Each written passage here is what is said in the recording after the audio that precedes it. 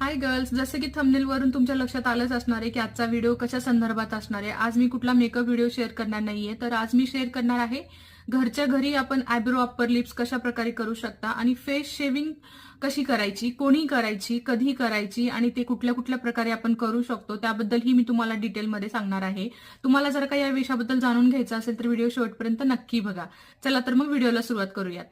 बऱ्याच जणांचं असं कन्फ्युजन असतं की फेस शेविंगच्या बाबतीत फेस शेविंग केल्याने केस खूप दाट येतात का, किंवा केसांची ग्रोथ फास्ट होते का, करावी की नाही, असं बऱ्याच जणांचा प्रश्न असतो. तर फेस शेविंग करणं हे म्हणजे खूप सेफ आहे. त्याच्याने तुमचे केस दाट वगैरे काही येत नाही. जसे तुमचे केस असतात तशीच असतात. ग्रोथ डिपेंड करते तुम्ही कुठल्या प्रकारे फेस शेविंग करताय, कुठल्या वेळी तुम्ही केस काढताय त्यावर.